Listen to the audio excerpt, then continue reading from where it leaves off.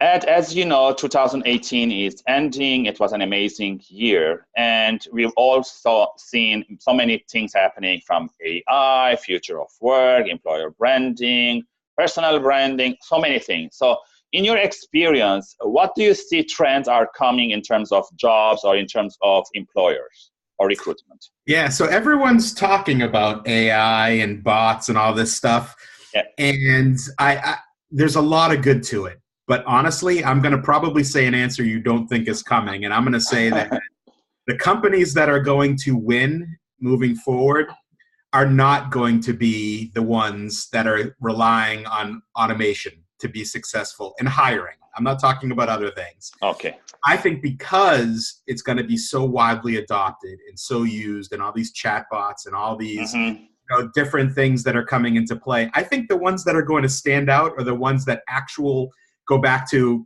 quote unquote, human beings interacting with people. I know for me, and maybe I'm old school in the way I am and the way I think, but maybe I always would rather deal with a human being, and it's obvious when you're not, right? It's obvious. So human first. Yeah, right. And I think that the companies that are ultimately going to stand out in a very tight talent market, and I do think that's going to continue next year, is the ones that are going to go back to being real. And I hate that term, but it's true, is being authentic and real, approachable, and individualizing the experience for people. And the ones that are doing it the best will be the ones that stand out. Whether in every form of life, convenience is great, right? You get a lot of convenience on your phone. You go to a supermarket, you can swipe things and see the prices on your, all these things. It's amazing, right? And that's really cool. But I always say a job is the third most important decision in your life outside of having children and getting married. And you cannot underestimate the emotion and the identity that goes into getting a job. So what I mean by that is, what's the first or second question you ask when you meet somebody? What do you do? Where do you do it? It's how you identify yourself in society. To say that can be, dispersonalized, if that's a word, or unpersonalized, I think is a mistake. And I think it's a trend that it's already started, it's going, it's out there, and it does have its place with certain tasks that need to be done, and administrative tasks and what have you. But I truly believe that what's coming is the people who will win are the people who actually take a step back and become more human and less automated.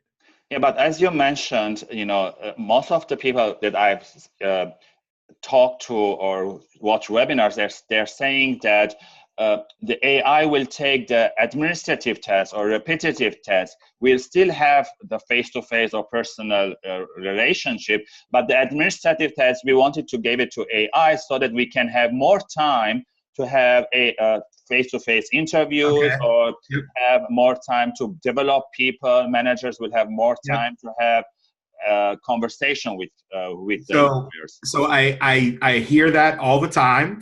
And what I would say to that is, do you know online when you're dealing with a bot, is it obvious to you when you're on a website or you're dealing with a chat bot? It's very obvious to me, no matter how much these vendors say it's not, okay? Yeah. I can only go from the human element and how I see things and what I think, based on, I'm not in the minds of everybody else. Yeah. But that's where recruiters need to be better, right? And communications need to be better. I would 100% out of 100% of the time rather get a real email from a real human being in less than 5 seconds on what is a chat bot, but I'm willing to wait that 5 to 10 minutes or a day, whatever it is, rather than deal with a robot. I'm sorry. It's just me. And I think that when you're dealing in scale, like the skies of an Amazon, for example, sure, you need that kind of stuff. But honestly, those aren't size companies I ever want to work in, quite honestly. So I don't concern myself with that.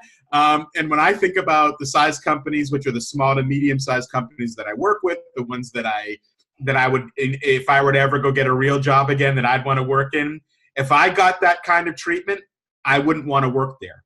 And it's simple as that. Now, again, maybe I'm old school in how I'm thinking. I think there's a lot of applicable things for AI, like in search methodology and sourcing and all of those ways.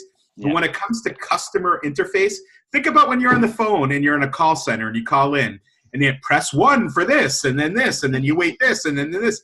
Don't you want to smash the phone into a million pieces?